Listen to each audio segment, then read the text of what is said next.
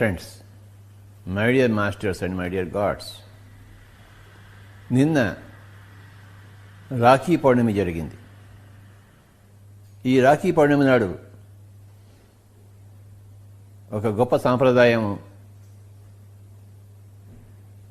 ఈ రక్షాబంధనం. ఆలోచించి చూస్తే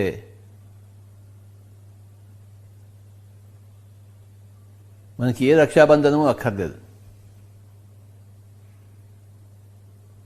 ఆత్మకి రక్ష అవసరం ఏముంది? ఆత్మ ఎప్పుడు చావంది కదా, ఇంకా దేని నుంచి మన రక్షణ కోరుకోవాలి? ఈ రక్షణ కావాలి అన్న ఆ భావనే బంధం. కేవలం నేను శరీరం అనుకుంటే నాకు రక్షణ కావాలి, నేను చావకూడదు, అది అందరి భావన. నేను చావకూడదు కనుక నాకు రక్ష కావాలి, పాహిమాం పాహిమాం, నన్ను రక్షించండి రక్షించండి అని వేడుకుంటూ ఉంటాను. దేని నుంచి రక్షించాలి బాబా? చావు నుంచి రక్షించాలా? చావు అన్నది లేనే లేదు కదా.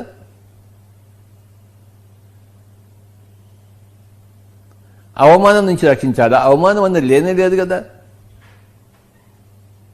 నువ్వు శరీరమే కాదు, చావు లేదు. నువ్వు మనస్సే కాదు, నీకు అవమానం లేదు. నువ్వు బుద్ధి అనేది కాదు, ఇంకా అజ్ఞానం ఎక్కడ ఉంది?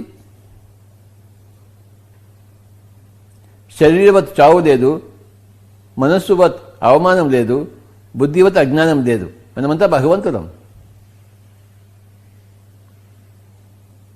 ఇంకా మనకి రక్ష ఎందుకు? దేని నుంచి రక్ష కావాలి మనకి? నాకు రక్షణ కావాలి, నేను నిన్ను రక్షిస్తాను అన్నదే ఆ భావనే ఒక బంధనం, మహాబంధనం. నేను నీకు ఈ తాడును కడతాను, అది నీకు రక్షగా ఉంటుంది, నిన్ను ఆపల నుంచి రక్షిస్తుంది అన్నది ప్రాపంచిక భావన, ఆధ్యాత్మిక సత్యం కాదు.